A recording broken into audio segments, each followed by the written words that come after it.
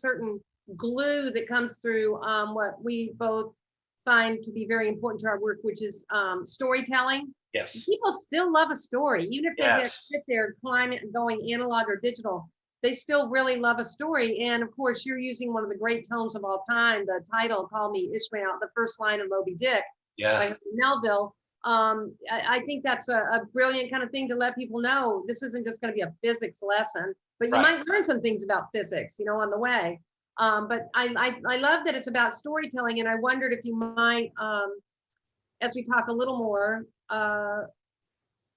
maybe speak a little more about the storytelling aspect and even show us a little bit about your show coming up. Sure. Possibly.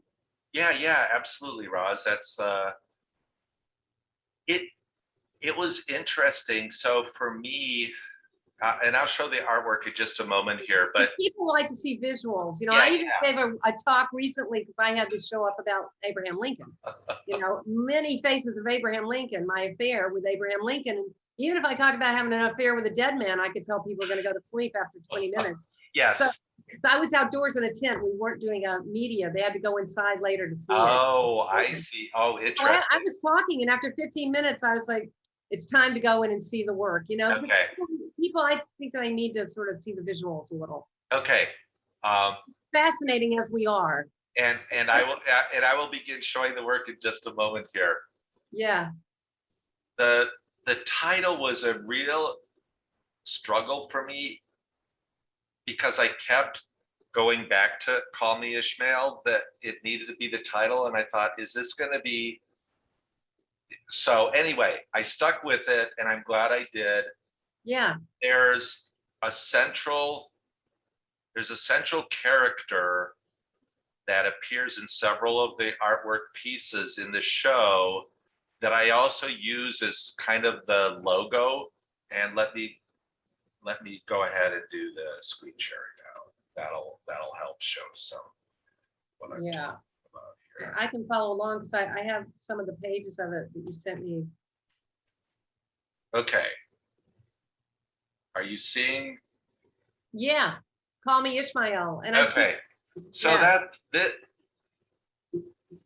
this is the poster, or I should say, this is the sign that's going to welcome people into the gallery. And I like it. Yeah. So this part here with the blackbird and the spiral and the Mobius strip here is really the icon or the logo or the base symbolism that basically everything revolves around. It's in a very compact way my expression for the universe, this new universe conception that I have.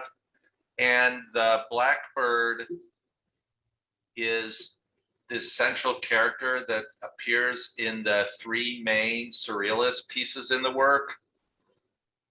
And this blackbird is kind of the observer.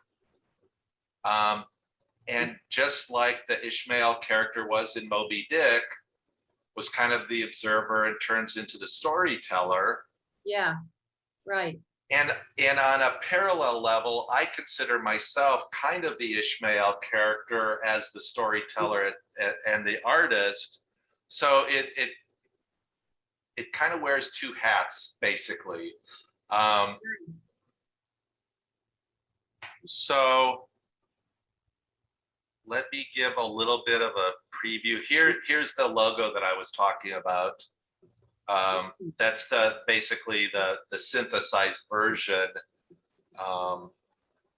But so what's unique about my storytelling here is because I'm not telling a precise, here's the start, here's the end, here's everything in between. This is more, my story is more like a one-act play that has 13 scenes in it, but the beginning and the end are couched in mist and a bit of unknowable. And so Nice. Where the start comes from and where we're going is left pretty much open. I'm telling the story of our existence, our universe in this one cycle of an unending cycle of a universe that has no beginning, has no end. And so my story is about what are the parameters of that and kind of what's the basis for that. I can't help but think of the word, and you and I have talked about spiritual issues too. I'm an interfaith minister. I'm here to start from a Jesus point, but I'm very interested in all the religions, and I can't help but think of in the word transformation. Yes.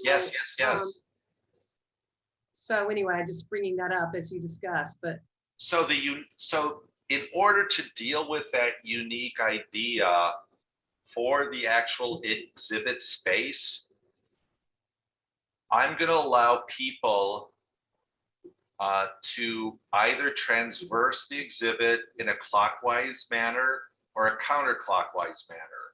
Great. And much like storytellers do, you can tell it from the beginning, what would be perceived as the beginning, and see it unfold to the end, even though, like I said, there are threads that go before and go on. Or you can look at it and see this as a retelling of the end back to the beginning.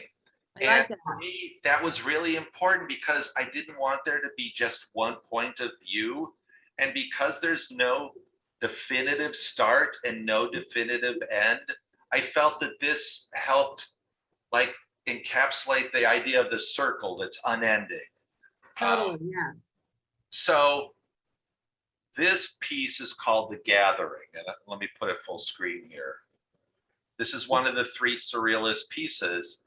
And up here in this dead tree that's on fire is the blackbird. Yes.